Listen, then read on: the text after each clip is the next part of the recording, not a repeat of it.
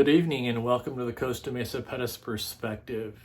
So what I'm doing is in keeping with one of the commitments I had during my candidate for city council run. Win or lose, I promised myself and you folks in the community that I would stay engaged, stay involved, and then run again in 2024. But what I've decided to do is this is going to be a bi-weekly-ish video segment, and it should be following. So the city council meetings are every other Tuesday, and I'm going to be doing a video every Thursday after each council meeting, and it's going to be kind of a recap, my commentary on what was discussed in the city council meeting, mainly because you guys don't want to have to sit through the whole thing, and I'm willing to do it for you.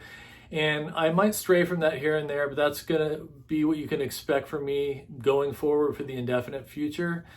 Again, we've named it the Costa Mesa Pettis Perspective, in keeping with all things Costa Mesa and all things City Council. And one thing I want to start off by saying is, from the bottom of my heart, thank you to the citizens of Costa Mesa, everybody that voted for me and everybody that didn't.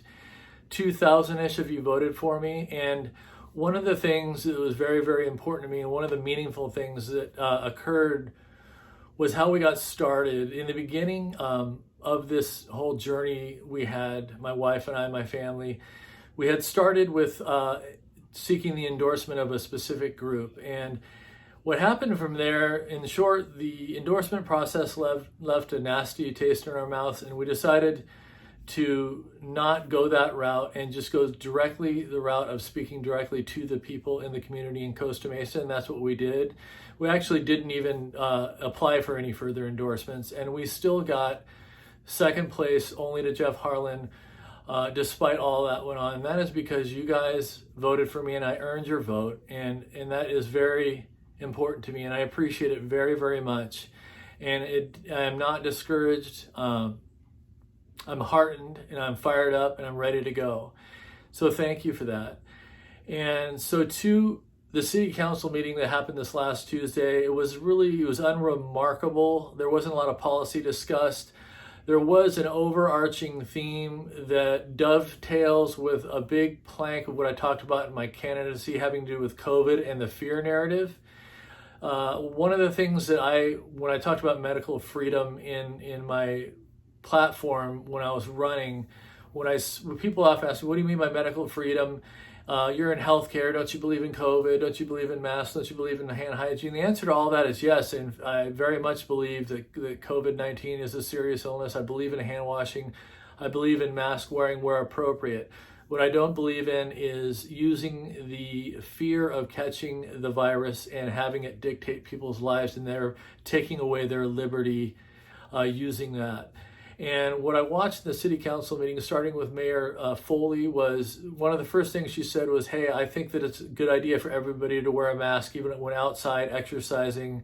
And that's a departure from even the CDC guidelines. So if you're going to ask, I can tell you from the data and all the doctors I deal with at work and all the patients that there's nobody that thinks that the virus can be transmitted outside during exercise. So put that aside.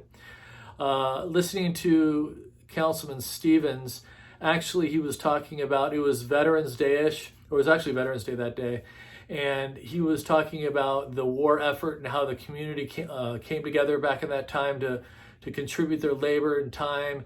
Rosie the Riveter, everybody came together for the war effort, which was actually true and very awesome. And then he actually made the analogy to current day that we have to do the same thing, wearing our masks. We have to come together to fight this virus, which may be true, but I found it despicable to draw the comparison between World War II and the COVID timeframe. I thought that was just a blatant example of using this virus in a political way for an agenda to be put forward.